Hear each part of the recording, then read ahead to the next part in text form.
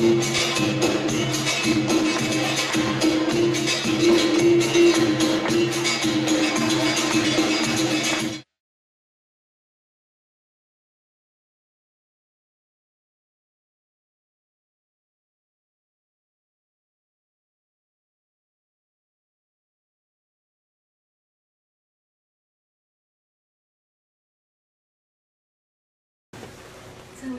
good evening. On behalf of the SCM executive team, I would like to thank each of you for coming to our event tonight. Please allow me to take a minute and introduce you to our organization. SCM stands for Students United in Representation of Latin America. It is a student organization at the University of Western Ontario dedicated to promoting the Latin American identity and vision of the world through advocacy, education, and social justice. Our organization has brought together students from Latin America and students with an interest in Latin America alike in order to strengthen our capacity to tackle the challenges facing Latin America today. It is a prerogative to enhance critical thinking amongst Latin American students and the general public on the challenges facing Latin America. We encourage dialogue to promote pluralism and integrity of all social groups in Latin America. We strive to strengthen our capacity to engage in the development of this region. Not only does SCM promote and defend our identity and right to self-determination, our key role is to uphold an alternative worldview, specifically from a Latin American perspective. With this vision in mind, Professor Petrella is a perfect spokesperson for all that SCM stands for. His areas of research on liberation theology is a beacon for the Latin American point of view, reaching both the North and the South Hemisphere. From the words of scholar Marcella Atlas-Reed, liberation theologies are born from the struggle of the poor on the oppressed, struggles that were translated into an epistemological break with the whole of the Western theological tradition. The basis of this new understanding is an attempt to do theology from the perspective of the oppressed majority of humankind. By grounding themselves in the perspective of the oppressed, liberation theology comes as close as possible to being the first truly global theologies. So it is with the highest honor that we bring you Ivan Petrella tonight from Argentina. Not only is SCM thankful for all the support shown by Center for Social Concern, but we would also like to highlight the wonderful faculty members who made tonight's talk possible. Without further ado, please help me welcome Social Justice and Peace Professor Bernie Hammond with his introduction on Father Ron Trojak. Hi, my name is Bernie Hammond, and I teach in the Social Justice and Peace Studies program here, as well as in sociology sometimes. I'm the director of the Center for Social Concern, which is just entered into its 30th year. And for those 30 years, the Center for Social Concern has been an educational initiative that focuses on development and social justice, and mainly by bringing speakers from various areas of Canada and other countries to talk about their work in social justice. So I'm happy to be able to work with SCM. Many of their concerns overlap with ours, both in the Center for Social Concern as well as in the Social Justice and Peace Studies program. And many of the students who are involved in starting SCM are also students who were in the Social Justice and Peace Studies program. So it's a very happy kind of symbiosis that we have. And one of the products of that, of course, is our special guest speaker tonight. But I'm for fear that this is going to turn into a whole evening of introductions, I'm going to keep mine brief, and but I would like to say a few words about Ron Trojak, who is going to do the official introduction to our guest speaker. Ron Trojak is Father Ron Trojak. Professor Ron Trojak has been a professor in the Religious Studies Department here for many, many years, and also chaplain at King's for about 30 years. He's presently chaplain at Russia, and currently teaching also part-time in the Social Justice and Peace Studies program. Ron is a specialist in biblical studies and liberation theology. So he is very much looking forward, I think, to the evening as well. So without further ado, I will call upon Ron now to introduce Professor Ivan Petrella. I don't know whether anybody really entertained the question of how many angels can dance on the head of a pin. But I know my seminary faculty would have just been regaling themselves at the possibility of discussing that subject. So I spent 7 years in the seminary, at the end of which the whole thing seemed to have volatilized religious thought. It was only when I went into a parish and did all kinds of work with the war on poverty. I was from the States originally, under Lyndon Johnson. The Vietnam protests, the question of racial justice, so I really began to learn theology, I think. So that's the context for my massive enthusiasm for the work of this man who's going to address us tonight. Liberation theology is in bad odor in certain segments of the church today, unhappily, I believe.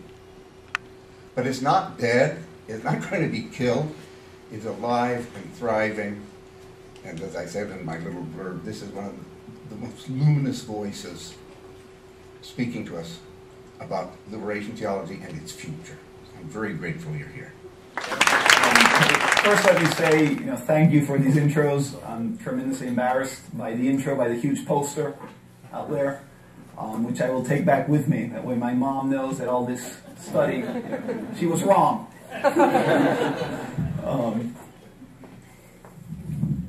Okay. I would like to make an appeal to the men of the army. Brothers, you are part of your own people. You kill your own brothers and sisters. And in the face of an order that a man may give to kill, the law of God must prevail, that says, thou shalt not kill. No soldier is obligated to obey an order against the law of God. It is time to recover your conscience and obey your conscience rather than the order of sin. In the name of God, and in the name of the suffering people whose pain rises higher every day, I beg you, I ask you, I order you in the name of God, stop the killing.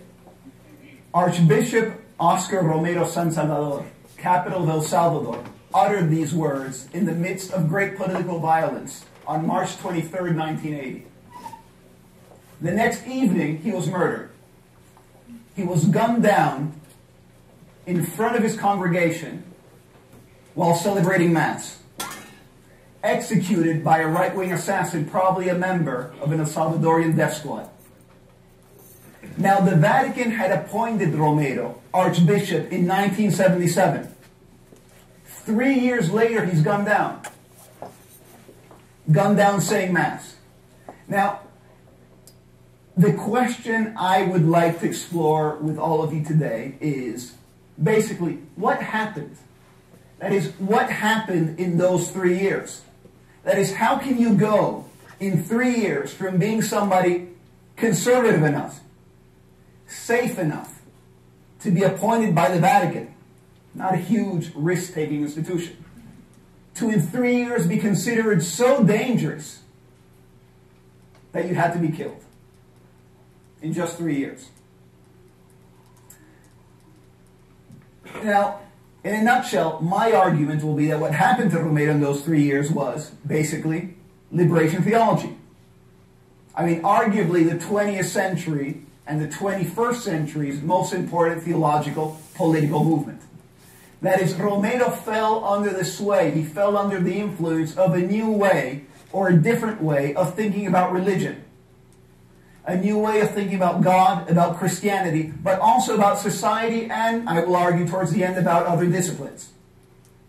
That radically changed the way he saw the world. I mean, it's a theology, and I know that some of you know a little bit about this, that has been massively influential, not just within Christianity, but today you have Jewish liberation theologies, Islamic liberation theologies, there's even Hindu liberation theologies. not to speak of feminist, Asian, gay, lesbian, bisexual, black, womanist, Latino, Latina, and we can talk about all of these at some point during the questions if you want. Now, what I'm going to offer is an introduction to the three main challenges. The three main challenges that I think liberation theology posed to Romero and poses in reality to everyone, poses to each one of us. The first challenge is the challenge to shift the perspective from which you think. To shift the perspective from which you think. That's the first challenge. The second challenge is the challenge to really work through, to really think through the concepts that you use. And I'll explain these challenges in a little bit. To think through the concepts that you use, whether they're religious concepts, whether they're theological concepts, whether they're secular concepts, to really develop them in your own mind and in your own thinking. And the third challenge is the challenge to imagine new, more radically egalitarian political, economic, and social possibility. Okay, so the first challenge, the challenge to shift the perspective from which you think. The second, to really work through your concepts. And the third, to imagine social and political possibility. To imagine a better world. But in concrete terms. Not a kind of pie in the sky, as concretely as possible. And the result may be, as it was for Romero, a radical and controversial challenge to your way of looking at religion in the world. And a challenge, as I would suggest, that's also connected to other disciplines. I don't know, how many of you are students right now? Well, a lot of you. How many of you are religious studies majors? Oh, the courageous few. How many of you are political science majors? Sociology? Peace and justice? And what's left? Concerned people. Okay. Hopefully there'll be something for each one of you. Okay, so first, liberation theology's challenge to the perspective from which you think.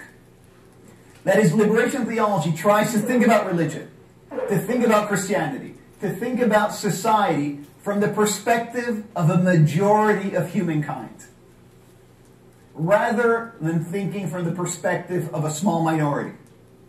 Now, to exemplify this, I'm going to throw out some numbers. Admittedly, these numbers are somewhat dated.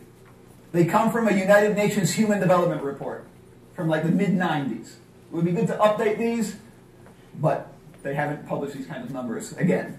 But you get a sense of the proportion. So, according to the United Nations Human Development Report, which is not a weird, wacko left-wing tract, okay? It's a mainstream publication. According to them, it would take an additional investment of $6 billion a year to ensure basic education for everyone on the planet. $6 billion a year of additional investment. $8 billion a year are spent on cosmetics in the United States. According to the United Nations Human Development Report, it would take an additional investment of $9 billion a year to ensure clean water for everybody on the planet. $11 billion a year are spent on ice cream in Europe. It would take $12 billion a year of additional investment to ensure reproductive health for every single woman on the planet. $17 billion a year are spent on pet food in Europe and the United States. It would take $13 billion of additional yearly investment, according to the UN Human Development Report, to ensure basic nutrition for everybody on the planet. Business entertainment in Japan is $35 billion a year. Cigarettes in Europe, $50 billion a year. Alcoholic drinks in Europe, $105 billion a year. And military spending worldwide, when these numbers were published, was $780 billion a year. This gives you a sense of the numbers we're talking about here. So, according to this report, it would take an additional yearly investment of $40 billion to meet the basic needs of the entire world's population. Every person on the planet. Men, women, children. This boils down to 0.1% of global income. 0.1%. Barely a rounding error, a statistical error, would cover the bill for basic education, health, nutrition, reproductive health, and safe water for everybody. Yet today, I'm not sure you know this, the richest 20% of humankind consumes 82% of the world's resources. The remaining 80% consumes 18% of the world's resources, and the poorest 20% consumes 1.4%. The rich countries possess approximately 1/4 of the world's population, but consume 70% of the world's energy, 75% of its metals, 85% of its wood, and 60% of its food. Now,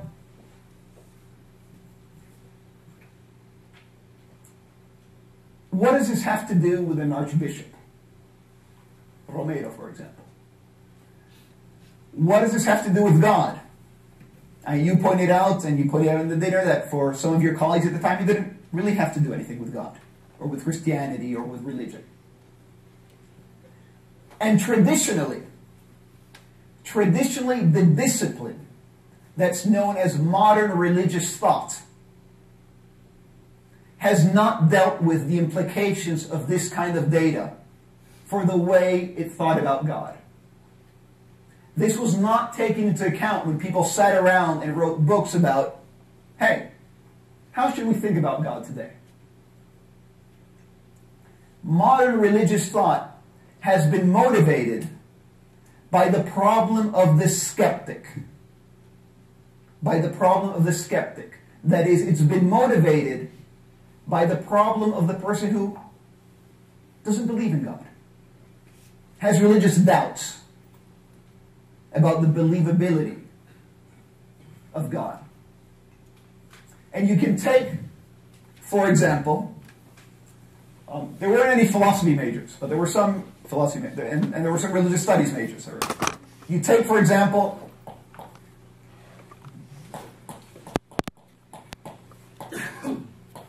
I have terrible handwriting, and I'm aware of this. Okay, so Schleiermacher. Has anybody read Schleiermacher? Yes, Schleiermacher has got a classic text. It's a great book, actually, called On Religion, published 1799. On Religion, subtitle, Speeches to its Cultured Despisers. Okay. Schleiermacher is like the father of modern liberal Protestant theology, was a pastor, and he hung out with his friends in like Romantic era Germany. People like Schiller, Schlegel, these great literary figures and intellectuals. And they would all tease Schleiermacher, because Schleiermacher actually was a pastor and believed in God. And these are like, these kind of cool skeptics. The cultured despisers that he addresses in the title. And it's a book where he basically, in a way, addresses to his friends the reasons why they actually are religious, even if they don't know it. Does that make sense so far? So you see, the book is dealing with the skeptic. That's the audience. That's who he's talking to. And it's the skeptic that sets the agenda. Like, he's responding to questions posed by people who have doubts about the existence of God, who think religion maybe is dangerous or anachronistic. Take another example. This time from Catholic theology. Karl Rahner, famous Catholic theologian. Karl Rahner has a book called Foundations of the Christian Faith, where he writes the following, I quote,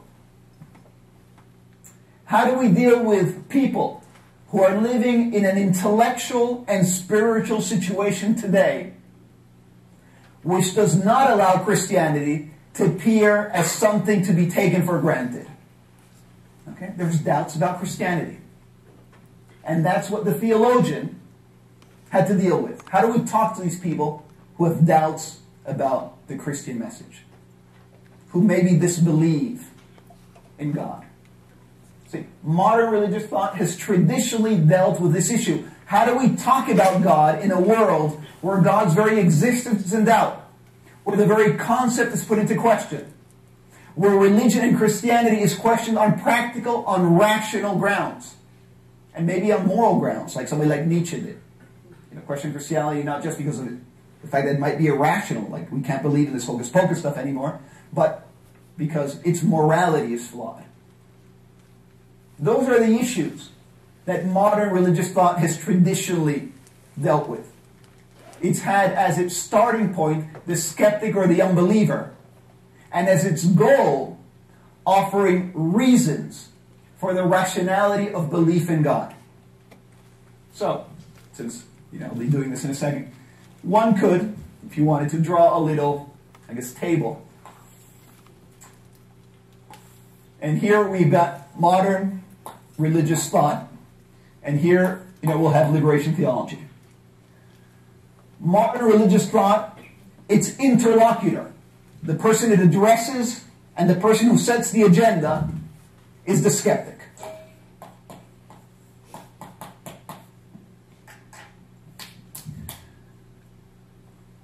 Now, for liberation theology, on the other hand, the main challenge does not come from the skeptic. The main challenge comes from the fact that something like 70% of the world's population lacks access to the basic services needed for a decent existence. And the problem, as these numbers show, as the numbers from the UN Human Development Report reveal, the problem is not one of production. That is, remember, 0.1% of global income solves the basic issue. It's not a problem of production. There are more than enough resources to go around. So what's the problem? It's a problem, maybe of distribution, probably of distribution. It's a problem of ignorance. People don't know the world is so messed up. And if they knew, things would change.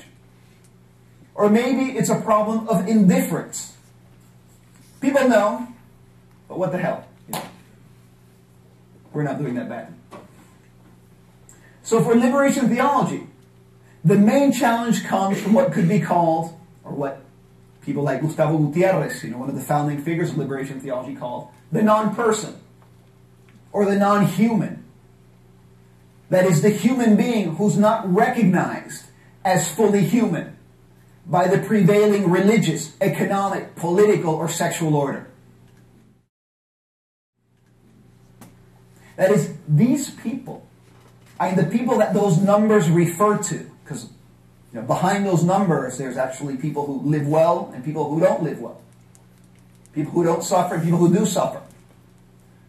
These people are quite literally non-human, like lacking full personhood, in the sense that they don't seem to count at all for the way the world distributes and uses its resources.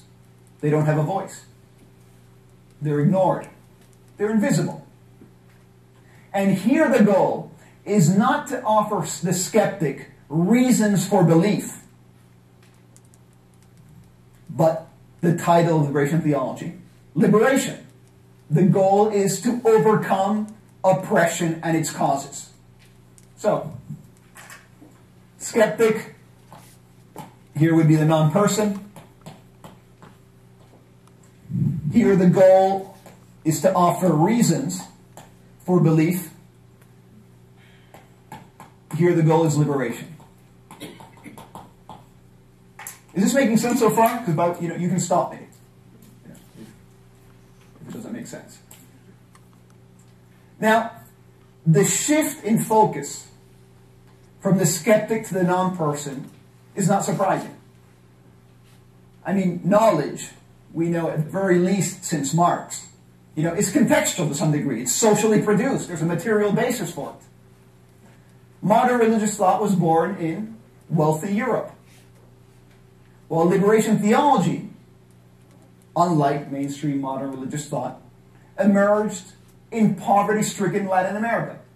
And if we're going to be accurate, it was born really at the same time. This is a different issue.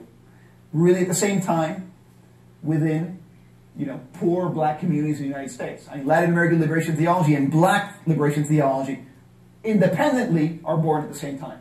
The key works are published, one within a year of the other. James Cone and Gustavo Gutierrez. So, place of birth, so to speak, or context.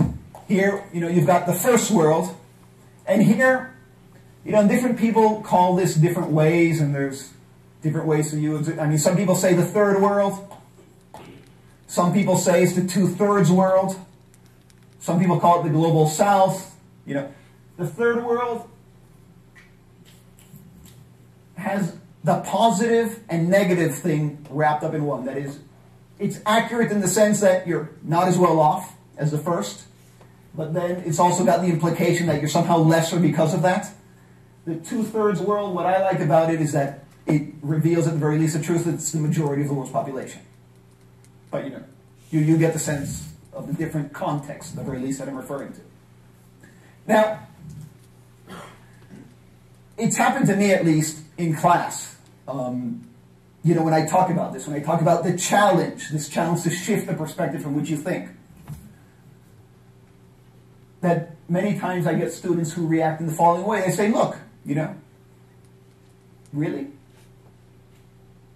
You want me to ground my thinking on this perspective? That is, aren't we, if we ground our thinking in this perspective, grounding our thinking on a position that relies too heavily or leans too heavily on cases of extreme need, on cases of extreme poverty? That is, my students tell me, why focus on these kind of like extreme aberrantes? Aberrations. Yeah, but they're aberrant? Aberrations. Aberrations. Why focus on these aberrations? Why focus on these outlier cases instead of a more mainstream perspective? But you see, the point that liberation theology tries to make here is that these are not extreme or unusual. That is, these represent the way most of the world actually lives. You see, it's from a North American perspective where these cases may seem extreme. But from a global perspective, it's the North American and the European, now kind of iffy, but the European standard of living that is unusual. I mean, that's what's weird. That's the extreme outlier. That's the aberration. That's an extreme and unusual case of affluence. So liberation theology will say that the concern with the skeptic emerges when your hunger is satisfied, when you've got a roof over your head, and that affluence is the exception and lack is the rule. And if lack is the rule, liberation theology invites you, challenges you to start thinking in terms of the rule. That is, to start grounding your thinking in the perspective, the standpoint, the point of view of the majority of humankind, rather than from the perspective of a small minority. Because even though we may think, like Nietzsche argued, that no knowledge is purely objective or universal, that everything is perspective, there are wider and broader perspectives, and there are narrower perspectives. And the claim from the liberation theologian would be here is that by grounding your thinking this way, you are approaching a more global or universal perspective, or as far as you can get. Now, I have a visual aid. El otro. Okay, now this obviously is a map of the world, right? We've seen this. And before a flood at the library at the University of Miami forced this being painted over, the map section at the university had a huge mural of this map. Okay, and we all, recognize this. Now, maybe some of you know something about maps, I don't know. But the image is familiar, right? You've seen this type of map before. Yes. Is there anything that we know about this map that might be a bit unusual? I can't hear you. The size of North America. It's what? It's big. It's true. North America is big. It distorted. Exactly right. This map distorts. So, for example, in this map, you can see Greenland. No, excuse me, not Greenland. Alaska. Alaska is bigger than Mexico in this map. Mexico is like 3 times the size of Alaska. In this map, if you bunch together, Europe over here, and the Scandinavian countries up there, you bunch them together, they're practically the size of South America. South America is like 7 times bigger than Europe. And they're bigger than India or China. India and China are much bigger than those countries. Also, in this map, the equator comes down this way. So 1/3 of the map is left for the southern hemisphere, and 2/3 is left for the northern hemisphere. Now, this is not a huge conspiracy theory. Okay. This is a Mercator projection.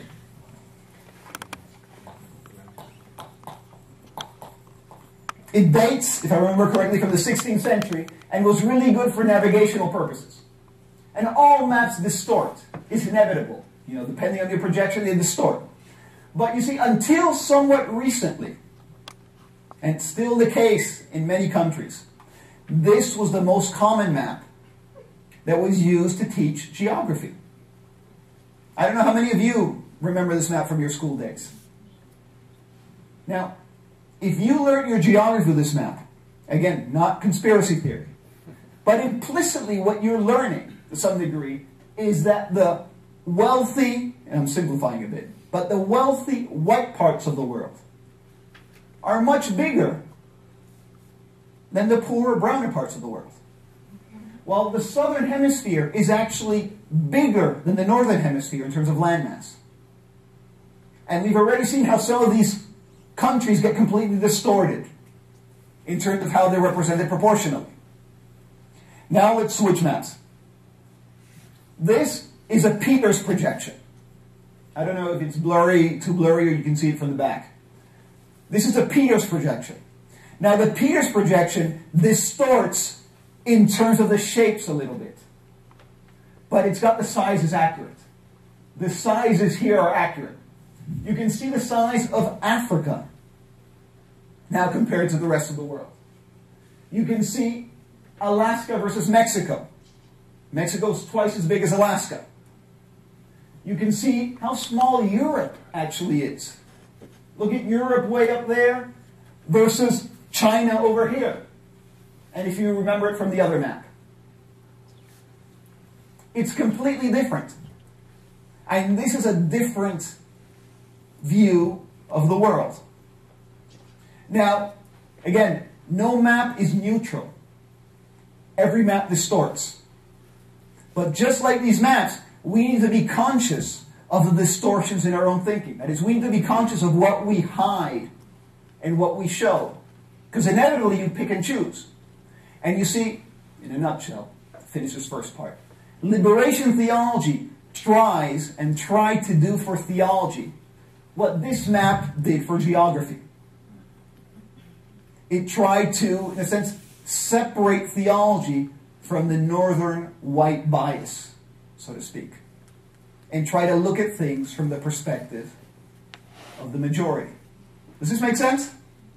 Yes? Okay. That's enough of a visual aid then. Are we in coffee or are we okay? Yes?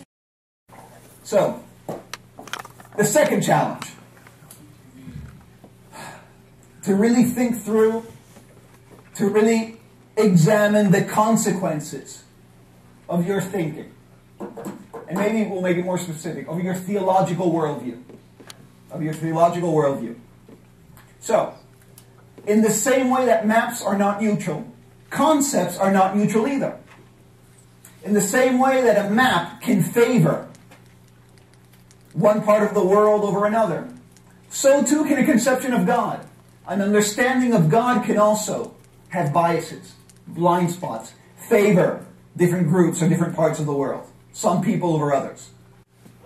The focus on the non-person, we already said, changed Romero's understanding of Christianity and his understanding of what it means to think about God. And there are two related and really inseparable parts of that change. One of them is directed towards Christianity. The other one is directed towards society.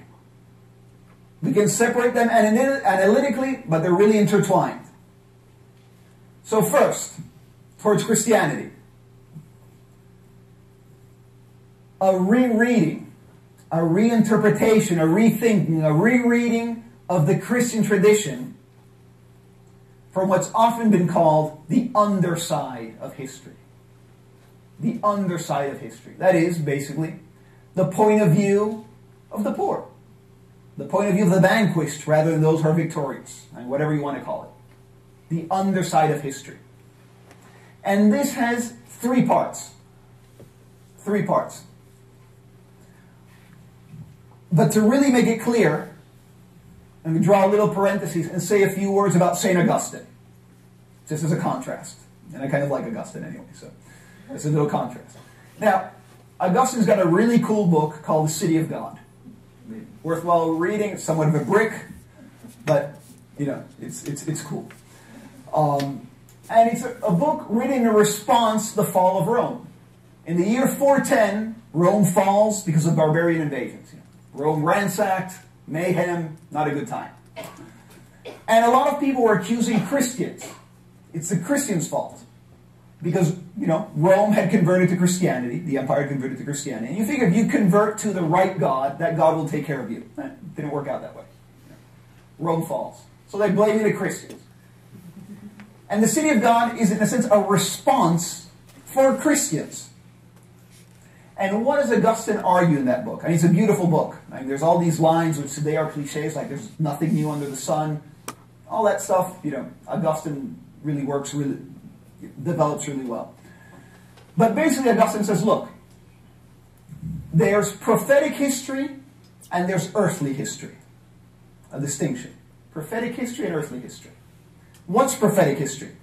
To simplify, let's imagine the history of the Bible. Adam and Eve, Noah and the flood, Moses. That's all prophetic history. There's earthly history, which is everyday history. Augustine says, look, prophetic history comes to an end with the crucifixion and the resurrection of Jesus Christ. Prophetic history comes to an end until the second coming. But, you know, that's the pinnacle. And if you think about it, it makes some sense. I mean, that's hard to top. You know, God incarnate, dying on the cross for your sins, and resurrection. That's a pretty big deal. That is the history that matters, according to Augustine. So you see, what he's telling the Christians is, look, the fall of Rome, you may be really worried about that. You think it's a big deal. But let's face it, it's not. Because earthly history only matters, really, when it intersects with prophetic history. Like with Jesus. That's when earthly history acquires value. When it crashes into, so to speak, prophetic history. And the fall of Rome is just an example of earthly history. Does this make sense?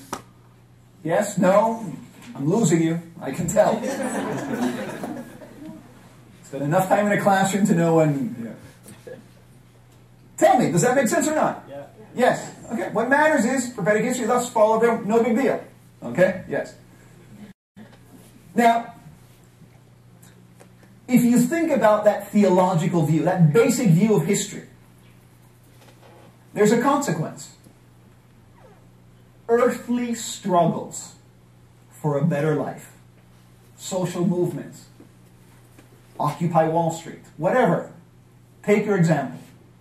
If Augustine is right, none of those movements have religious significance. None of those movements have theological weight. They're just more examples of earthly history. Because if you're a Christian, what you're doing is you're waiting for the second coming. That's when, in a sense, earthly history acquires significance again, because prophetic history will hit. You see? That view has a theological consequence, which downplays or negates the potential theological or religious significance of a host of human activities that want to improve the life situations of people. So, liberation theologians interpret things differently. And this is the three parts I was talking about. God, they say, is a God of life. And by a God of life, they don't mean an abstract life. They mean bodily, material, human life. That is, the life that lacks or suffers from lack of food, water, shelter. Or a life that doesn't. But it's incarnated life. Life with a body. That's what they mean by a God of life. They have a unified view of the person. That is, they don't see body and soul as two radically different things. In fact, the Christian creed talks about the resurrection of the body. There is no life without it. So body and soul are much more intertwined. There is no salvation without the body, according to liberation theologians. And finally, a unified understanding of history, the anti-Augustine. There is no distinction between human history and salvation history. History is one. That is, we're not just pilgrims caught in between the second coming. Now, I don't know. I mean, I'm agnostic personally. So I don't know if God exists really. I don't know how many angels dance in the head of a pin. So I don't know which one is right. Which view is right. I know which view I like because of the consequences. I don't know which one is, the truth with a capital T. But what I'm trying to point out and what I want to make sure you understand is that the different views have consequences. That is, in the second view, if you believe that God is a God of life, bodily life, unified view of the person, unified view of history, all of a sudden, when you walk across a homeless guy in the street who's hungry, that person's hunger has religious import. That person's hunger has theological weight. In Augustine's view, it's not that clear. It's not that clear. So what liberation theologians try to do is rethink Christianity, reread Christianity, so that you would get rid of any ideas or any interpretation that could minimize the religious significance of human suffering. And that's why, first step, you need to think through the concepts that you use. You need to really think through your theological worldview and try to determine its consequences. Does that make sense? Yes? Much more responsive people on this side. Let me just say. So far. Yeah. So, challenge number 3, which will develop on challenge number 2. Challenge number 3. The challenge of imagining new egalitarian social possibility. Otherwise, it's all kind of bull in the end. We want to make a difference, right? This challenge, the challenge of imagining political possibilities, is intimately related to the first two, I believe. It's not an afterthought. It's part and parcel of them. So, remember that I said that Romero, the challenge had 2 parts. One directed towards Christianity, which we just talked about, and one directed towards society. Yes? So now we're going to talk a little bit about how it relates to society. For liberation theology, this understanding of Christianity is tied to the application of these ideas to society. And because of that, as a side note, liberation theology incorporated the social sciences into theology. Economics, political science, sociology. Traditionally, modern religious thought used as a kind of sister discipline, philosophy. You read Kant, you read Hegel, you read Schleiermacher. These are all theologians, philosophers, really. While liberation theologians bring in the social sciences. Why do they bring in the social sciences? For 2 reasons, basically. One, critical reason. That is, if you believe that the non-person is what you need to focus on. If you believe the goal is liberation, and you understand liberation as political and social because of your theological worldview, then you need the social sciences to understand why people are poor, why people are oppressed. I mean, what the hell is going on here? You've got to turn to economics, you've got to turn to political science, you've got to turn to medical anthropology, whatever. You need to read and understand through these disciplines what's going on in the world. So that's the critical objective. But you need these also for a constructive objective. That is, you're focused on a non-person, you want liberation, you understand liberation as social and political. Well, you've read these books, you know why they're poor. So what can you do about it? What kind of institutions, what kind of economic arrangements, what kind of political models will actually help lift these countries, these people? So you need them to imagine institutions. You need to imagine programs of reform. Does that make sense? So that's why you turn to the social sciences, to develop what liberation theologians often call historical projects. Historical projects. Models of political and economic organization. That will actually transform things. That will transform social relationships. Now, this is important, not just because of the liberation part, but also to give content to our ideals. Because let's say, and I'm going to use the people who are nodding here because I know you were listening to me before. Let's say, what's your name? Senora?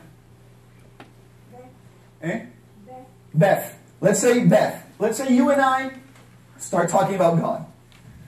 And we come to the amazing conclusion that we both believe God is a God of life. Wow, fantastic. And then we talk more and we say, oh, what do we mean by that? We mean, material human bodily life. Fantastic. Then we do the same through history and the understanding of the person, and we come to full agreement. We've got the same theological worldview. We're kindred spirits. Now, we need to think this even further. Because you may believe God is a God of life. You may believe in a unified understanding of history and a unified understanding of the person. But what does that mean politically and socially? That is, for some people it could mean, I need to give more to charity. For other people it might mean, pushing for universal health care. In the United States, you have it here. Higher minimum wage. For still other people, it might mean, no, none of that is enough. I imagine something different. I imagine a socialist revolution, radical redistribution of the wealth, economic democracy, firms managed by workers. See, until you really work through your ideas, not just theologically, but politically and socially, which I claim are the same thing. I don't think they're separate. You need to do them together. You'll end up very vague. And you may be, hiding deep disagreements. And in fact, you are not doing justice to your own thinking and to your own understanding of God till you work out the social and political consequences of what that understanding might be. Does that make sense? What does it mean in practice, concretely, for our relationship to other people? And to how you think they should relate to each other? That God is a God of life. You see, conceptions of God are not neutral. They have political and economic effects. And we need to be conscious of those. And the only way to do so is by working them out. And this is a common concern of liberation theologies throughout the board. Recognizing the hidden biases before an understanding of God. Feminist theologians uncovered this with male images of God. Black theologians uncovered this with, supposedly neutral white images of God. You need to work through those biases. Because concepts, when they're stated neutrally, are too abstract really to be able to work. Like they don't really work analytically when they're placed abstractly. You may agree, but they don't have an edge to them. And when they're given content, they're no longer neutral. That's when the disagreements arise. And the key is to be self-conscious of this unavoidable process. You can't avoid including and excluding. Yes? This side of the room? Yes? So, now what I want to do, to start wrapping up, because I want to hear all the questions that this side of the room will have, is I want to draw some implications of this that go beyond religion. They go beyond theology. And I'll try to do 3, which I think are interesting. How do we understand global and economic relationships? There are 2 main interpretations for the rise of the West. If you read political science journals, international relations journals, sociology, a very common question is, why the West?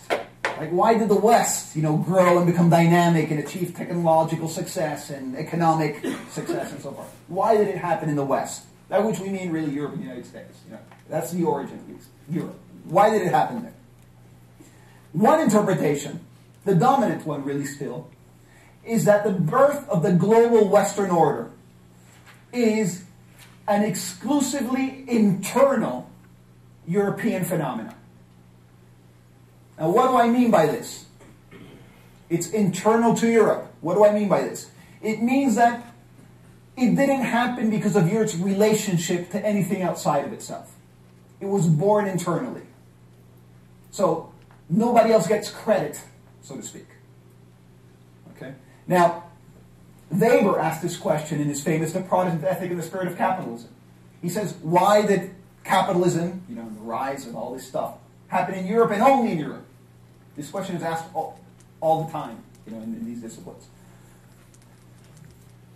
The example I'm going to give, very briefly, comes from Kant. Kant has an essay, 1784, called "What is Enlightenment?" What is enlightenment? And he writes it in the context of the Enlightenment. I'll just stay over here. The context of the Enlightenment, 1784. And he's talking about the historical moment, but also the spirit of the time. And in the essay, he starts off by trying to answer the question, what is enlightenment? And he says, enlightenment is man's release from his self-incurred immaturity. Immaturity is the inability to use your reason without guidance from somebody else. Have the courage to know. Dare to use your reason. That, he says, is the motto of the Enlightenment. Okay? It's a fantastic little essay. It's like a manifesto for the Enlightenment. He actually writes it for a prize, a government prize, and comes in second. So even Kant sometimes, doesn't get the full scholarship. Whatever he's supposed to do. But what's interesting about this worldview is that the Enlightenment, according to Kant, is born in Europe. Right? What is it? It's becoming mature.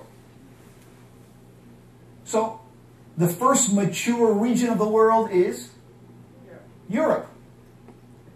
Now, again, not a big conspiracy theory here. I'm not saying that Kant, thought all this through. But you can see that Europe is the first mature region of the world. How it easily leads to colonialism and imperialism. That is, we need to export our maturity to these immature regions of the world. And this view has also political consequences. That is, Europe has proven superior. Got there first.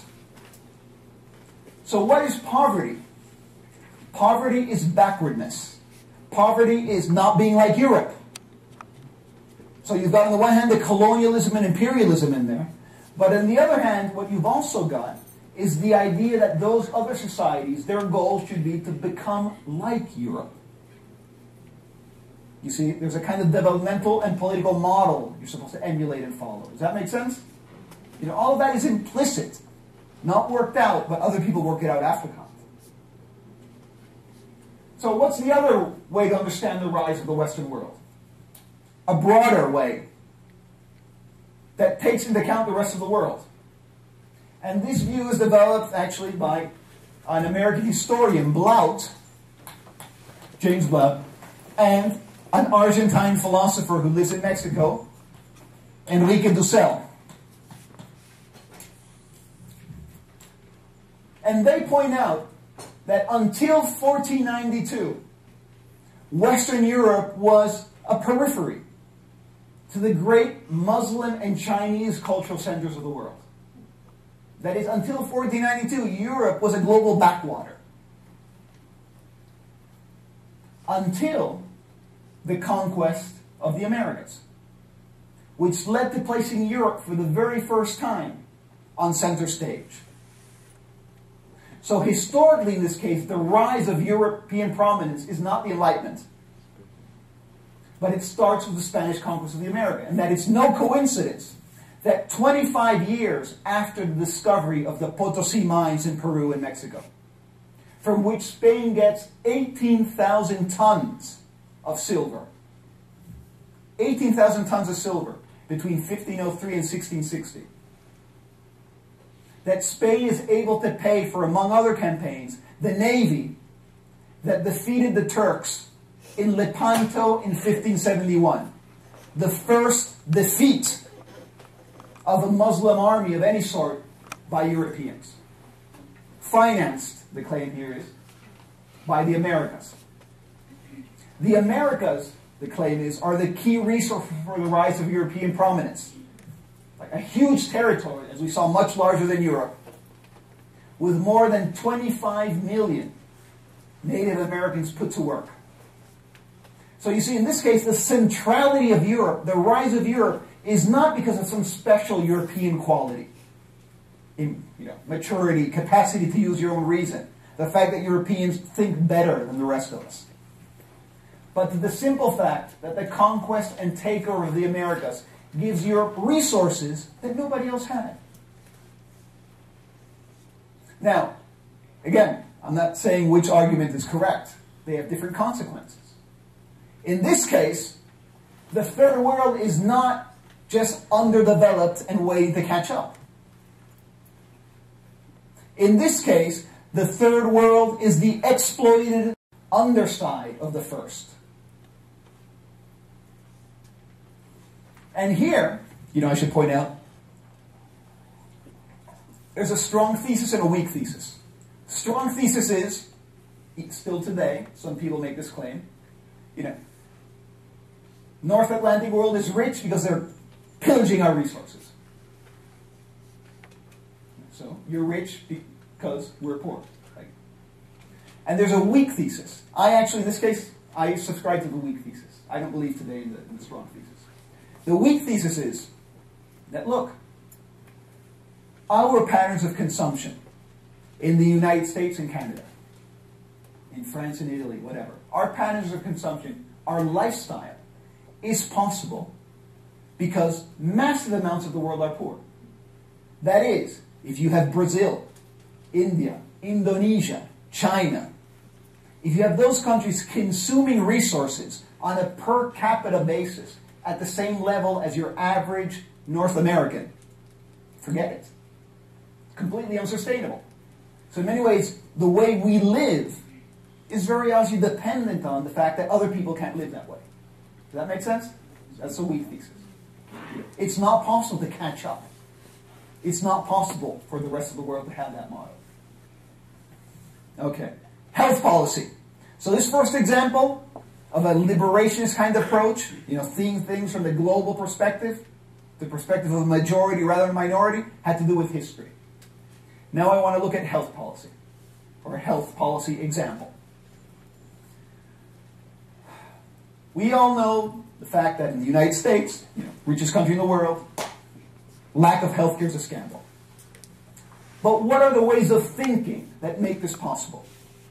What are the implicit and hidden mindsets that make this a possibility? And here we can learn from a guy who, if you haven't read, really worthwhile reading, Paul Farmer. That's a terrible E, Paul Farmer. This is an F, okay? Paul Farmer. Paul Farmer, professor of medical anthropology at Harvard, founder of Partners in Health, a health organization that works in Haiti, MacArthur Genius Grant. He's got a great book called Pathologies of Power. Pathologies of Power, where he basically applies liberation theology to medical anthropology. And there's a chapter on liberation theology.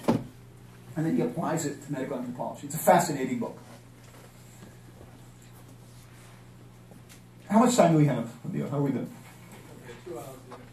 2 hours left? Farmer notes that disease makes, I quote, a preferential option for the poor.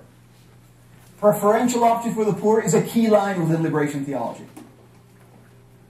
The liberation theologians meant that God chooses to side with those who suffer. And Farmer is saying, look, diseases make a preferential option for the poor. That is, poor people get sick more often. You know, they're unhealthy more often. But, he claims, the focus of medical research is not on the poor. It's mostly the poor who are sick. But medical research does not focus on the poor. So, for example, tuberculosis, barely a threat, has a cure rate of 95%. That's from the perspective of a minority of humankind.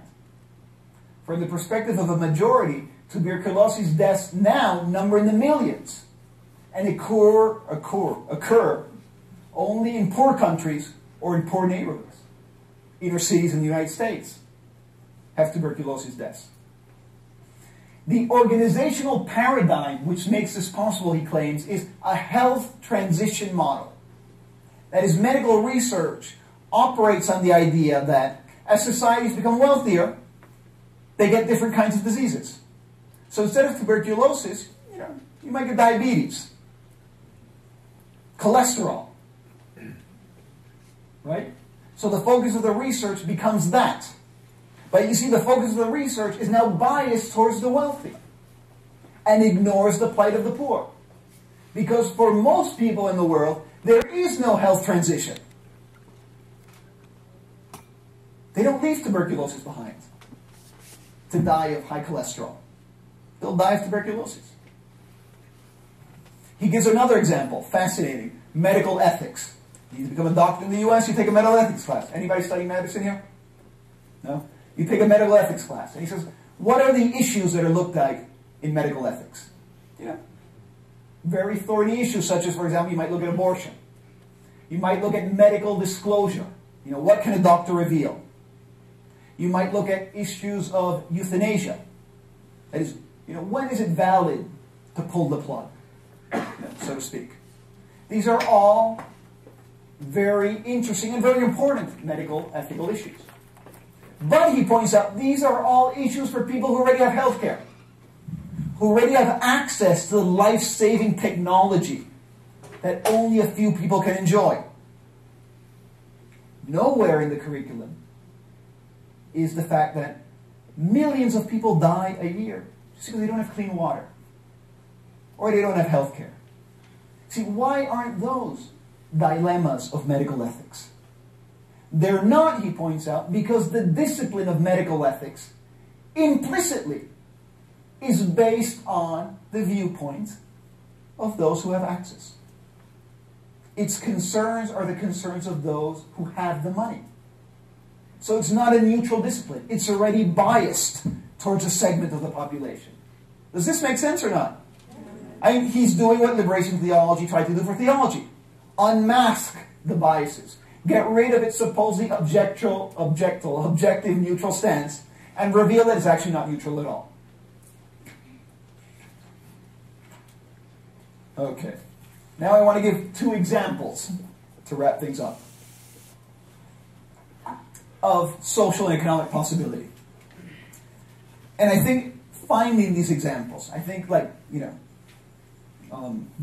scavenging throughout the world and throughout literature and journalism for examples of political and social change, successful political and social change, is important. Because otherwise it seems like the boundaries of what's possible politically, can close down upon you. And we need to find these examples because they give you an insight into what could possibly be.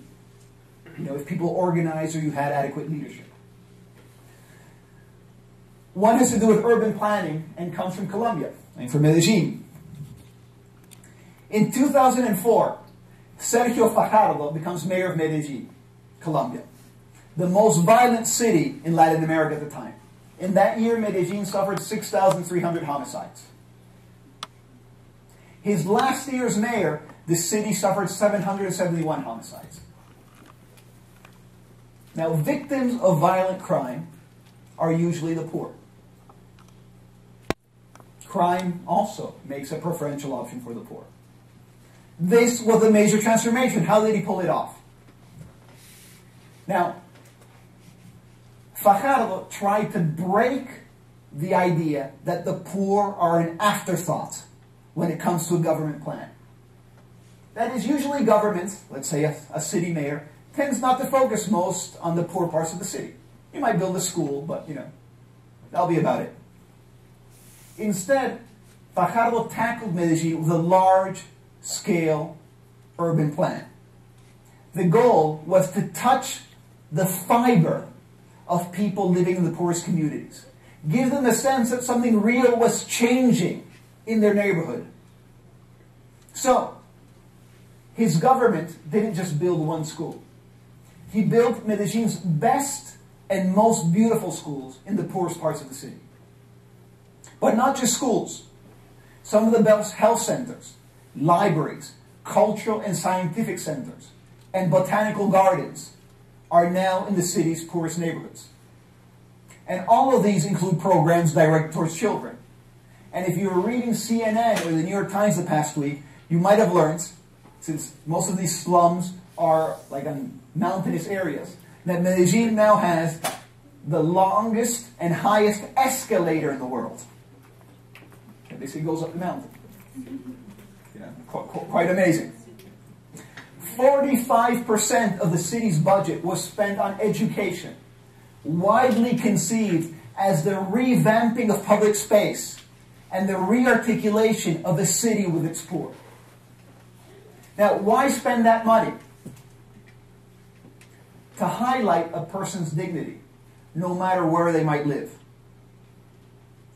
When the poorest people can say, and here I quote Fajardo from an interview, when the poorest people can say, the most beautiful things are here, where I live, they see that their children can have a future. So his architecture and urban planning motto was, the most beautiful things for the poorest people. So you see, he reverses the usual order of things where the poor are usually forgotten or an afterthought. Here they are the priority. Again, the most beautiful things for the poorest people. I mean, it's a tremendously powerful social statement that in his hands made of architecture and urban planning a kind of liberation theology. A liberation theology of trees and bricks and mortar and cement.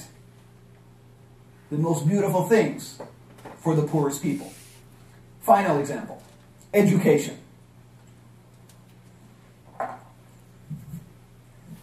By age three, the children of middle-class professional parents have vocabularies of about 1,100 words. Age 3. The children of parents on welfare, by age 3, have vocabularies of about 525 words. Big difference. And it's a gap which early education specialists now believe is really never ultimately bridged. And they weren't born with more word power. They were just hearing more words. So cognitive ability is not an inherent trait. It is learned. It can be taught. And schools can try to bridge the gap, but they can't do it alone. And here the example is Jeffrey Canada. Have we heard of the Harlem Children's Zone? No? Jeffrey Canada, Canada as in Canada, has set up something called the Harlem Children's Zone, which is a 97-block area in Harlem that Canada has blanketed with social services and equipped with an elementary school, a junior high, both charters within the New York school system. By blanketing a limited geographic area from dawn to dusk, from cradle to high school social services, in addition to better schools, Canada is betting that an all-encompassing program like the Children's Zone can serve as a kind of substitute for, he claims, and there's a conservative bias here, which I think is interesting as well, parental lack. That is, you're not paying enough attention to your kids when they're young enough. Parental attitudes and practices where they don't fully exist. That is, you want to start as early as possible. In fact, by training future parents even before their kids are born.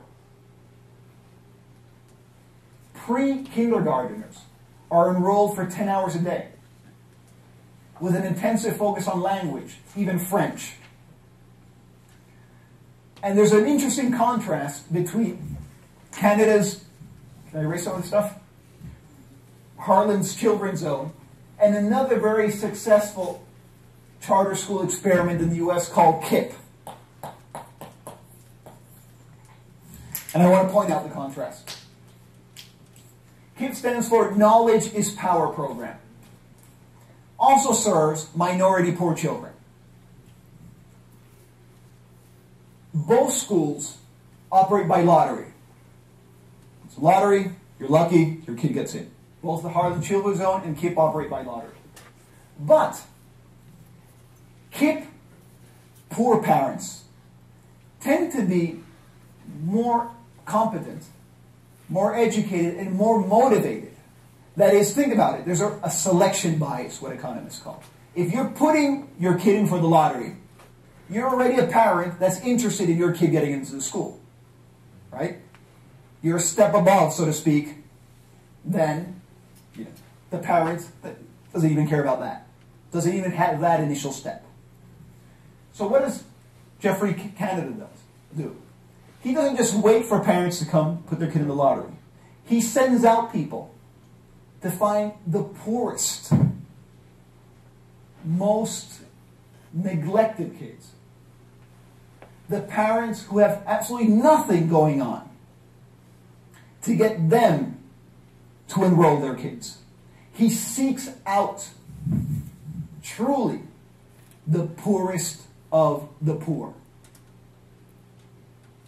So you see, KIPP in Harlem also is what could be called a reverse quarantine. You take the best kids of the very poor, but already the ones that, the parents are more motivated. You take the best kids who already enjoy that distinct advantage and shelter them from the negative, corrosive influence that surrounds them. Canada, by contrast, wants the Harlem Children's Zone to be the contagion.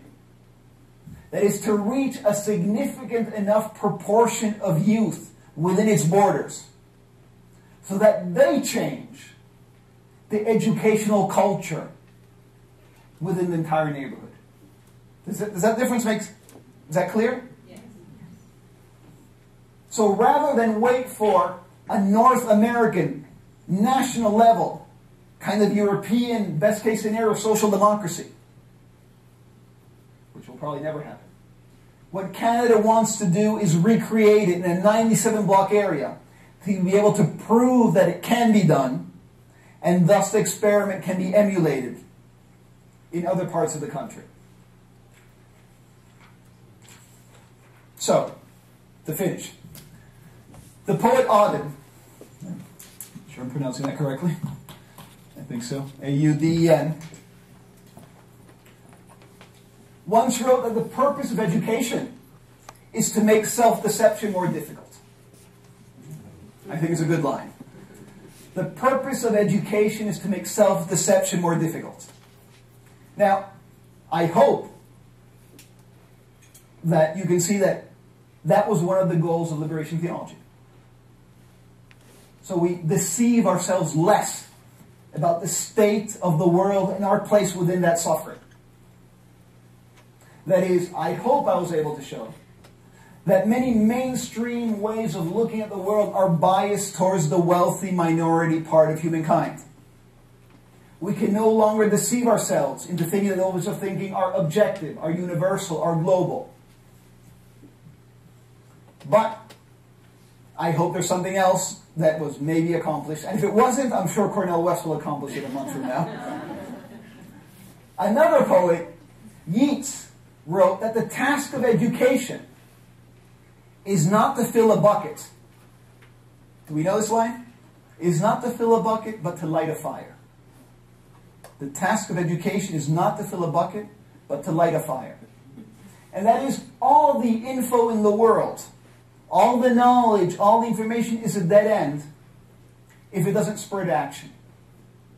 You hear Marx was right. The philosophers only interpreted the world. The point, however, is to change it. You know, the 11th thesis of Feuerbach. I gave just 2 examples of that transformative quest in Fajardo and in Canada. The rest, people, is up to you. Thank you.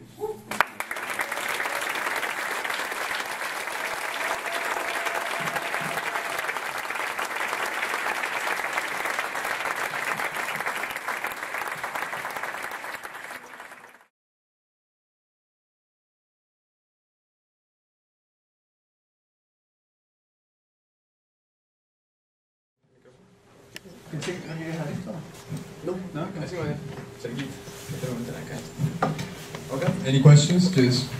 Right here.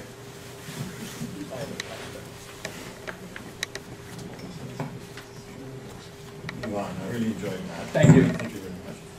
But I don't know you. It's the first time I've heard you. So you're going to insult me? No. I took it on faith after Ron Trojak's words. I thought I can't miss this. Anyway, no, I'm just curious. Ivan sounds Eastern European.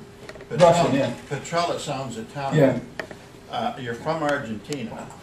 You look like a soccer player. My legs are far too skinny.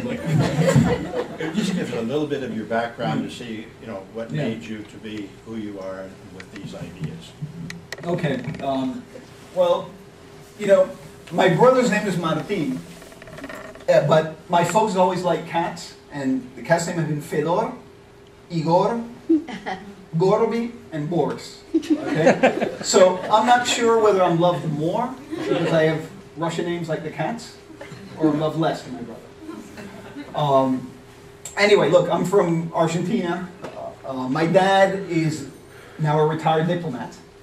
So we always traveled a lot. I mean, I grew up in Argentina, but also in New York, where they were posted twice, DC and Rome. I mean, this is how I got into this. On the one hand, clearly family. I mean, my you know, politics and issues of economics and social justice. I mean, constant conversation topics.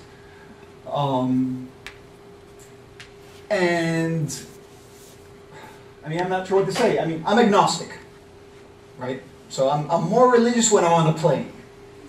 But on solid ground, you know, I'm a good, solid agnostic. But if I were Christian, you know, this would be the kind of Christianity I would espouse. You know, I don't know where you get, or where I got my sense of, you know, duty or responsibility for the world and for other people. I think it was, you know, I think it's a family inheritance. In terms of liberation theology specifically, I got into it the first time I read this stuff, really because it brought together a bunch of intellectual issues I was interested in. On the one hand, Latin America, and Latin American history, and history of ideas in Latin America. And on the other hand, liberation theology, especially in the 70s, is an example of it really provides a case study of what I consider to be one of the fundamental issues in social and political thought, which you find in Marx, in Durkheim, in Weber, Gramsci, and other people, which is the relationship between ideals and institutions. And I talked about this a little bit tangentially. That is, you believe in democracy. It's an ideal. But what does that mean institutionally? Is it political? Is it economic? Is it mandatory voting or not? Is it completely public financing campaigns or is it not? Liberation theology in the 70s tried to say, okay, the reign of God. What does that mean? Socialism, for some. You see, it's a relation between ideals and institution. And I think that's a perennial issue in social and political thought. And I think it's intrinsically part of what it means to be human, really to struggle with that issue. And you have these ideals, how do you carry them out in the world? So, I mean, to me, it's a burning issue to some degree. It's something that I'm very interested in, intellectually and personally as well. Does that answer the question? Yes. Thank you so much for your talk. It was Thank really you. just wonderful to have kind of new life breathed into aspects of faith that we don't hear too much about here. I just had a question comparing modern religious thought with liberation theology.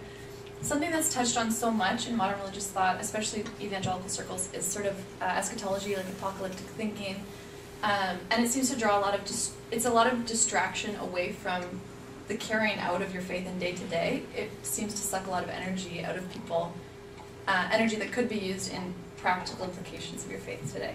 So I was wondering what liberation theology's perspective is on eschatology, or like the end of the world. What do they talk about? Or do they even care? Like it's more about this world living? Yeah, I mean, somebody correct me if I'm wrong, but I think the answer is they don't really care. Yeah. Yeah, I mean, quite frankly, I mean, at least in my reading, it hasn't been an issue. And I think partly because of, where do you go? Oh, sorry. Partly because of what you brought up. I mean, again, they're trying to deal with understandings. I mean, again, this is borne by priests, who are living in slums, helping people out and saying, okay, all this theology stuff I studied in Belgium, for France. What does this mean here? It doesn't seem to really matter. So they wanted to get rid of the ideas, which distracted them from the real, concrete, everyday struggles that people faced. And, worrying about the end of times, so to speak, would be one of them. Now, it's an open question, I think, within Christianity, whether you can really have a Christian theology that doesn't address this issue. I mean, it is an integral part of the Christian story that there's an end of time at some point. But liberation theologians haven't dealt with that, as far as I know, directly. Question for you. So would you say that modern religious thought has been biased towards a specific or certain class or group? Well, I mean, if you look at the historical figures, yes. But again, not a conscious evil thing. I love Shaw and Michael. I think he's great. I think you should read him. Kant too. He's more boring, actually. But I think people should read Kant. But nowadays though, it's very rare to read theologians who haven't incorporated key ideas of liberation theology. You've got modern liberal theologians who deal with issues of social justice, who deal with issues of class and economics and racism and so forth. They might do it a bit differently, but those issues have been fully integrated into theological and religious thinking thanks to, really, liberation theology. One of the key critiques of liberation theology by the Vatican, but also by a lot of theologians, is that, look, people, let's face it, this isn't theology. You're doing a kind of weird sociology, and talking about God also. People respond to that criticism in different ways, but that has been a strong critique. Thank you for coming. That was a great talk, I thought. So I hope it's not awkward, but I'm going to quote you. I think it will help with the question. So in your writing of Globalizing Liberation Theology, the American Context, and Coda, you write, a liberation theology for the Americas must rebel against its theological context. It must refuse to become a theology for the middle class. So my question is, and forgive me if I misinterpret, but why wouldn't you promote inclusive ways and means for liberation theology? Like, isn't there things that the middle class should be liberated from as well? Yeah, I guess. let me place that in context, though, to see, because I'm trying to remember that essay. Yeah, okay, I know where this is coming from. And tell me if this doesn't answer the question, but let me place it in context first. In my own thinking, I have been, a bit critical of North American feminist theology, black theology, womanist theology, which are basically black women, and Latina theology. And my claim in that essay, I think, was that those theologies claim to be dealing with the poor, but they really deal with the middle class. And the reason why that's the case is because they don't deal with economics anymore. They deal with identity. I'm black because I'm oppressed. I'm Latina or Latino, and so I'm oppressed. Now, it's true that in the United States and in many parts of the world, being black or Latino, Latina, isn't probably as good as being white.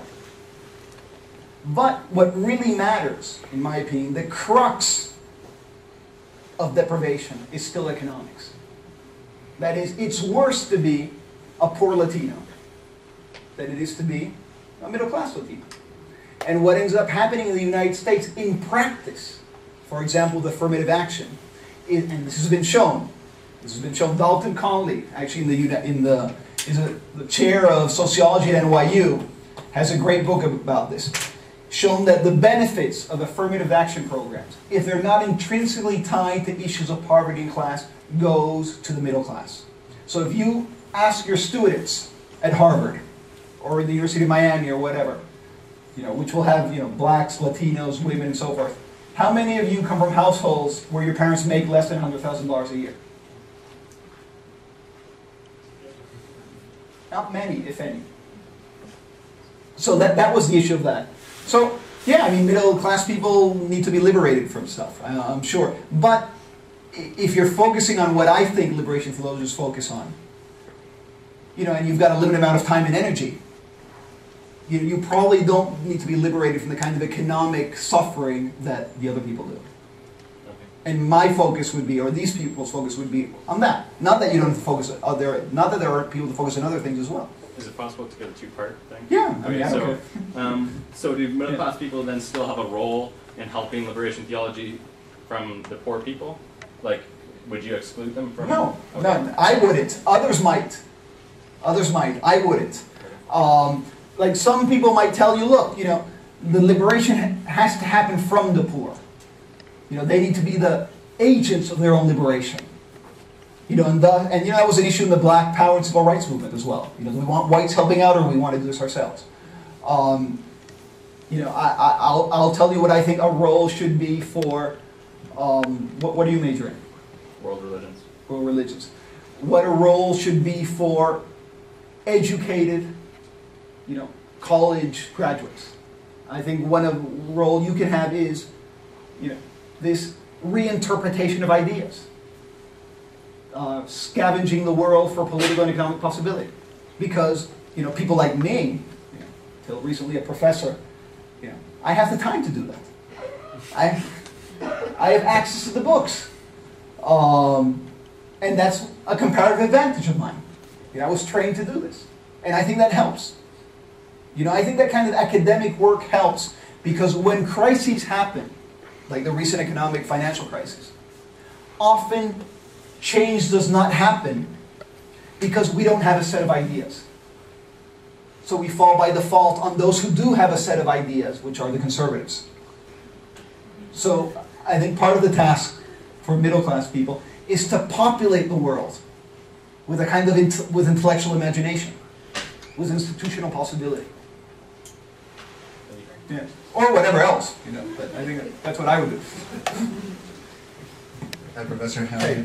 My name is Marcelo. I came here tonight because I need your help on my essay on liberation. You can email it to me I got too. a 10-page rough draft. So this is what happened. So, I was introduced to liberation theology when I was from 4 years old without knowing that it was actually liberation theology. When I was little, my dad used to tell me at night, Instead of telling me nursery rhymes, he told me stories about Romero, about Che, about Camilo Torres. So from a very young age, I had those type of ideas in my head, but I didn't know what they were. So I have this professor now, and I'm doing this paper, and she said, listen, it's got 1 month to go, I need your topic. I couldn't think of one. So she gave me Liberation Theology, and I said, okay. So I started reading, Gutierrez, and I always said he couldn't apply the theology he had learned in Belgium and Latin America. It had to be something indigenous to the region, okay? But then the argument she gave me, and the more I read, the more it kind of makes sense, is she said that, well, liberation theology is dead. And then when I started looking at things, for example, well, Romero's dead, Camilo Torres is dead, Gutierrez has a nice job at Notre Dame, you know what I mean? And I started thinking maybe it's true, it doesn't show up in the New York Times anymore. It's not spoken, but then after what you said tonight, I started thinking, and maybe I'm going to steal a little bit of your ideas and put them on my paper, if Europe's enlightenment was Europe's coming out party per se, and they're going from immaturity to maturity, then I think maybe that liberation theology was Latin America's way of themselves going into maturity in a way. So what I'm looking for is signs that maturity from childhood to adolescence in Latin America, when are we going to start to see maybe that adolescence go into adulthood?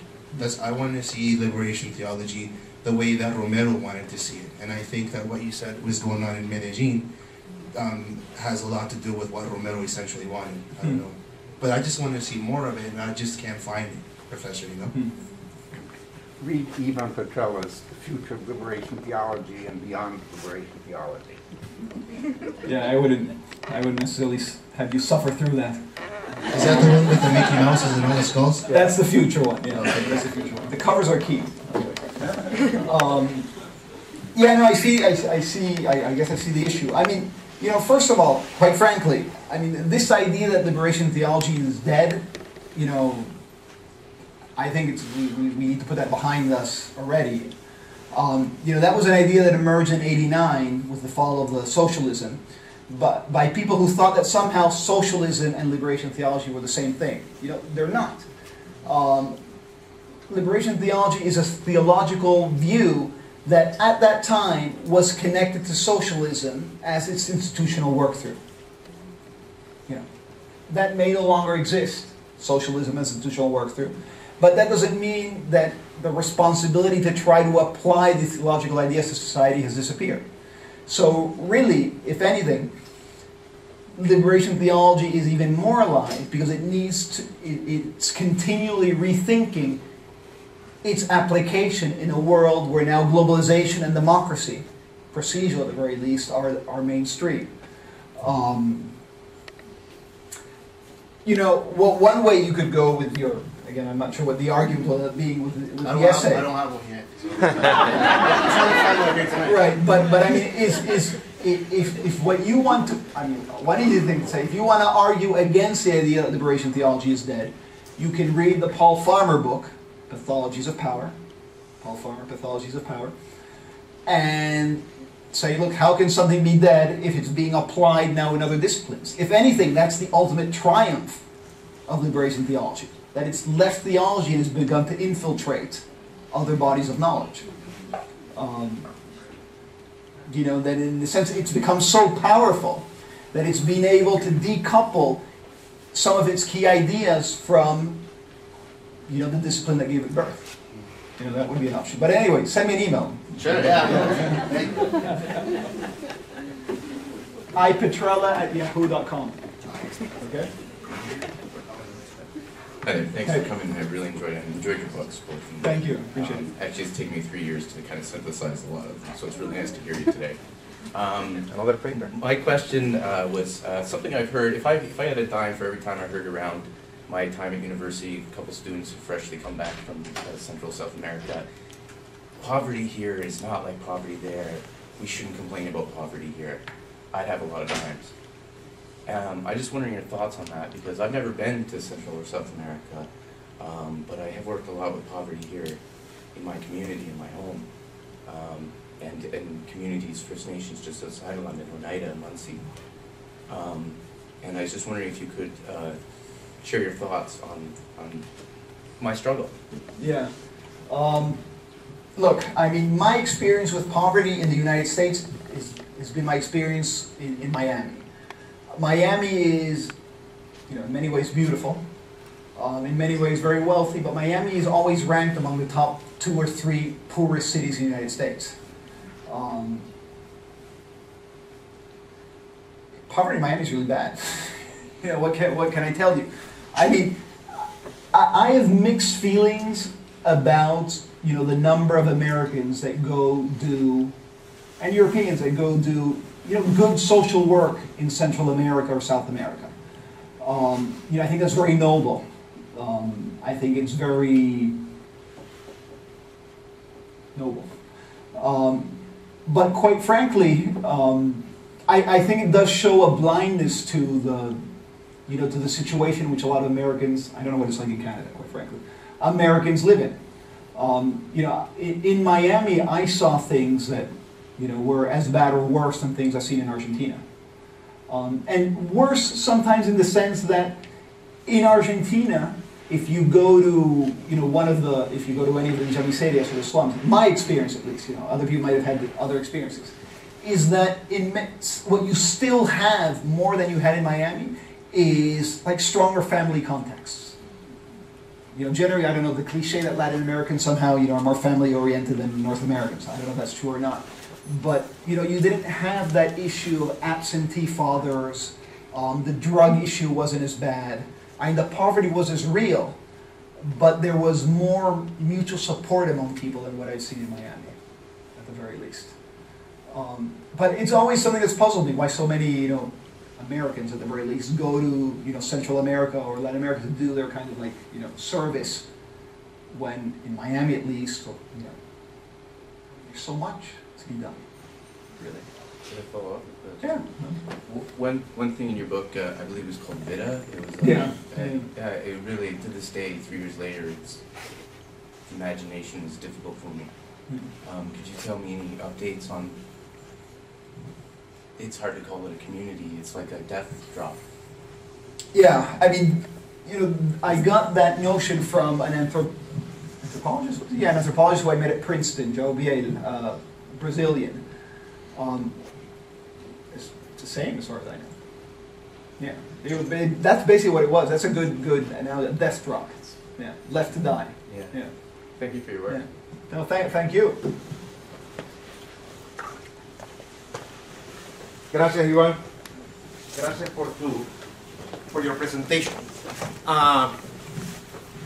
May I offer an alternative view of the condition of liberation theology in Latin America today? And I warn you, it's a pessimistic view. I am from Nicaragua. I have the right to be pessimistic in case you're going to criticize me. I have won that right. I think liberation theology today, in answer to, I don't see him. He left to write his paper. Next question is that liberation theology is in crisis. And I would like you to comment on my perspective. And if you can help me with my pessimism, I will greatly appreciate that. It's in crisis. And the way I see it, the Vatican won this round. We don't have in Latin America today a theological movement that can massively confront the official theology of the church in the region. The official theology of Catholicism, Latin American Catholicism, can be synthesized in one word. Latin American religious culture is deeply providentialist. Providentialism is a theological concept that makes reference to history as a process that is controlled by God. I always say that if you follow baseball, you can recognize a Latin American player even if you don't hear his accent or look at the color of his skin. He will, or in soccer, you see players asking God for a favor, for a goal, or for a hit, or for a home run. That's the idea of providentialism. Liberation theology, back in the 60s, the 70s, and part of the 80s, made a huge effort, massive effort, to transform the theological outlook of Latin Americans, the poor, the middle class, and the rich. Liberation theology is not dead. Those ideas are not dying. They will not die. And there are wonderful people like Ivan doing work in liberation theology. But it's in crisis today. Like the world is in crisis today. I think neoliberalism has won this round, and the Vatican has won this round. This doesn't mean that this is the end of history. But this is a moment of crisis. This is a moment of crisis. So that is an alternative view of the conditions of liberation theology. And I say that, Ivan, because in the examples that you presented, those are wonderful examples. But how many of these experiments will we need to accomplish what liberation theology tried to do massively, which was to change the mental cassette, Latin Americans' mental cassette, transform the theology, the theological outlook. Because, and with this I finish, and this is a clarification that I will ask you to make for us. You are not suggesting that in the transformation in the movement from modern religious theology to liberation theology, theologians abandoned theology. They didn't. They did not transform themselves into social activists. Nothing wrong with that. Nothing wrong with that. But they say, we are theologians. We are Christians. I'm going to make you see the concept of sin different. Let's talk about a structural sin. Not simply as an individual condition, but as a social condition. So that massive effort to change people's mental structure, we don't have that today. Not that liberation theology is dead, but it's in crisis, waiting for a moment, an opportunity maybe. Yeah, I disagree. But I think I disagree for reasons we can identify, which has to do with our presuppositions to some degree. On the one hand, I mean, I agree with you. If the goal and the only measures of success is to have transformed people's mental cassette, yeah, then, it's a failure. But I don't think we can have that as the goal and have everything else be a failure. Because, I mean, that's a tremendously ambitious goal. In a sense, what you're saying is, liberation theology failed to produce the new man. No. Or the new woman, the new human being. It did not succeed. I don't know how one measures failure and success when one is dealing with massive cultural transformations.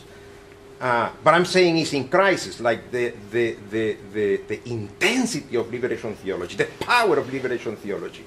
It's not the same today, as a cultural transformation. That's true. But I think it also depends where you're looking for, where you're looking. And I think you and I, to some degree, look in different places. For example, you mentioned, the Vatican won this round, and that you don't have in the church that kind of transformative thing going on anymore.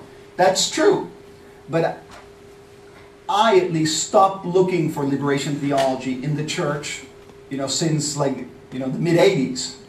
So to speak, or 89. I mean, nowadays, and since then, the most interesting and the most powerful, I think, liberation theology is done outside of the churches. And it's not priests who are doing it. And in many ways, I think that's a good thing. Because, as Yung Mosung has written, the most dangerous idolatries nowadays, the ones that actually decide who lives and who dies, aren't in the churches. They aren't even in the religious sphere, traditionally understood. They're in economics. They're in political science. So if you look outside of the priests, and sometimes if you look outside of theology as traditionally understood, you still find that powerful thing. Now, of course, you don't have a social movement behind it. But it's one of the big differences of the 70s. In the examples that you use, Ivan, I will suggest that you don't need liberation theology to do those things. But this is a different issue. But because we're talking about what is the condition of liberation theology. And I will say you don't need liberation theology. You can be a Marxist, a socialist, or a humanitarian. But what happened with liberation theology? That That is a key issue. And it's a key issue which, since I'm agnostic, I don't really care. Let me put it this, hold on, let me put it this way. Because this is something that Yul Sung actually talks about already. Has anybody here read, let me delete something, because this is something that is already brought up by some liberation theologians early on. The classic model for how you do liberation theology was outlined by Leonardo Boff and Clodovis Boff, two brothers. And they've got a little book in English called Introducing Liberation Theology. Okay. So, you start with action. That is, you're supposedly already involved in the community and social struggles. That's a given. You're already an activist. Because theology comes after. Theology, they say, is a second step. Right? There's the first, the acting, the struggle. And then, and corregime si me equivoco acá, it's... He's threatening me right now. No, it's the seeing, no, I'm trying to get the exact words they use. See, judge, act. And the seeing, according to them, is basically you go to the Bible and to church tradition to see what it says about poverty, what you're supposed to do, and so forth. The judging is the social sciences part. And the acting is whatever you do afterwards. No? And Yul Sung, which is a very cool Korean-Brazilian liberation theologian, who Andres actually was lucky enough to interview relatively recently, points out that there's a problem here. There's a problem here because what liberation theologians like Boff wanted to do was to make sure that this part where you're turning to the Bible, you're looking at church tradition, you're reading theologians, is what assures the theology part of this whole thing that's called liberation theology. You follow me so far? Now, the problem is, he says, look, you're already acting. That is, you're already acting like a liberation theologian in a sense. You're already engaged in the kind of political and social struggles. So, if that's the case, what's the point, he says, of turning to the Bible and church tradition? That is, you're already doing what you're supposed to be doing. You really think you're going to get a lot of insight about how to deal with land reform by reading, epistles to the Romans? So this issue is already present in early liberation theology. That is, what's the theology part of it? And I think the answer to that question is, the notion, which they also say, is that they were engaged in a radical transformation of liberation, of theology as a whole. That is, liberation theology wasn't supposed to be a subgroup or a branch of theology. Like, I don't know, dogmatic theology or evangelical theology, and we got liberation theology. No, this is a complete transformation of the whole structure, in which, I would claim the answer would be, this type of question is no longer asked. So you see, but I recognize it's not a great solution, necessarily. But just one thing, yeah. And with this I'm abusing, they will not invite me anymore to this thing. But liberation theology did not ask people to read the Bible to find solutions for land reform or things like that.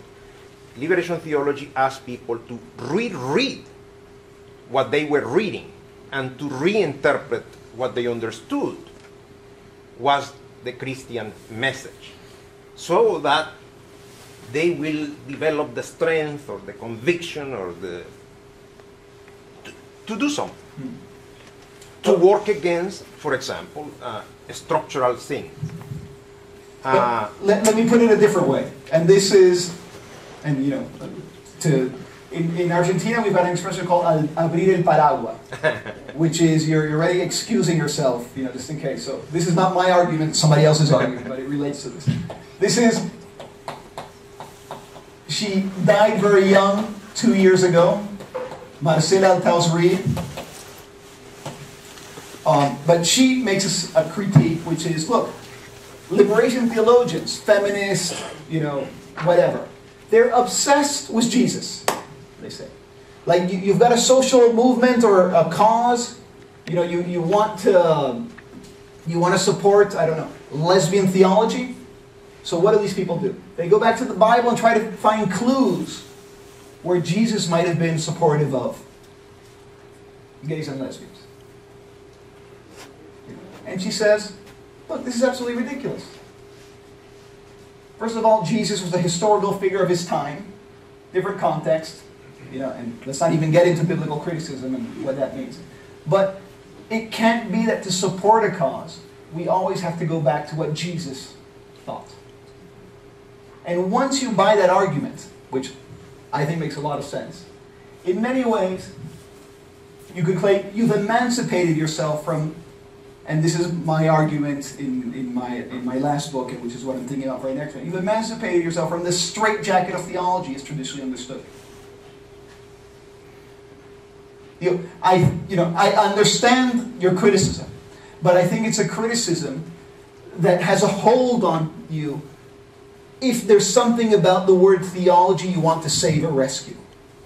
And I think that in people like you, Mosum, and definitely in Marcela, they're starting to think, maybe we shouldn't be so concerned about that. But it's not up to me or up to you or up to anybody to decide. Latin America lives the theology that is becoming even more providentialist now with the growth of Pentecostales and Catolicismo Carismático. The theology is already there, paralyzing sometimes people, making them feel fatalistic about their lives. The theology is already there. So your claiming is that in that current context, this once again becomes central. The reinterpretation of what they believe. Some form of reinterpretation is desperately needed. Because they already believe that. It's not an option. They already believe that. And it's getting worse. Wayside. I told you that I was pessimistic. Alright, so I'd like to take the liberty of thanking Professor Ivan Petrella. Thank you. For this amazing talk.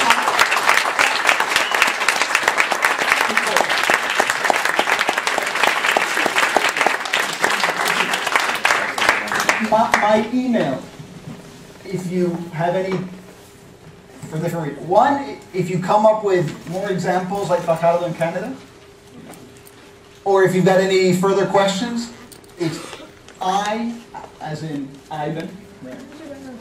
Because it's Petrella, my last name's up there, at yahoo.com. Okay, feel free to email me. It's perfectly fine. Okay, I'm always interested in a dialogue. I will write it on the board. And also remember that Ivan's books are at the library, accessible at the central. They're not at the library. You buy them. At the library if you're a student, and if not, you can go and buy them at the bookshop. And the, I believe, yeah, I've seen it because you recommend. You have that book, yeah. Or if not, MSNLC, etc. This is Beyond Liberation Theology, a polemic, fantastic book. You also have this fantastic work on Liberation Theology, which Ivan edited. And then there's a fantastic book, which is the Future of Liberation Theology, or Liberation Theology, and it's got a fantastic cover that you won't miss with Mickey Mouse and the skull. But anyways, I'll leave it to Lily now. Alright, so. Thank you, people, really. It was a pleasure.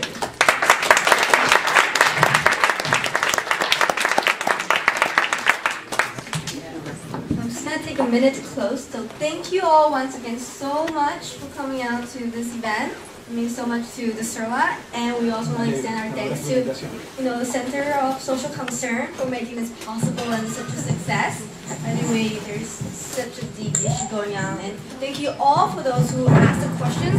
I really want to thank Ivan Petrella for not just having a great talk, but also addressing all those tough issues. I just want to take very quickly about the future events we have right now with CERLA. For those who did the coat check, we're going to return all your beautiful coats. At the same time, we're still collecting donations for our Leamington trip that is going to happen on Reading Week. what we're gonna do is a group of 10 students are going down to Leamington, also to Toronto. We're gonna talk to the organic farm owners who have been using so much labor force from the migrant workers, but really reflecting the, not neglecting the issue.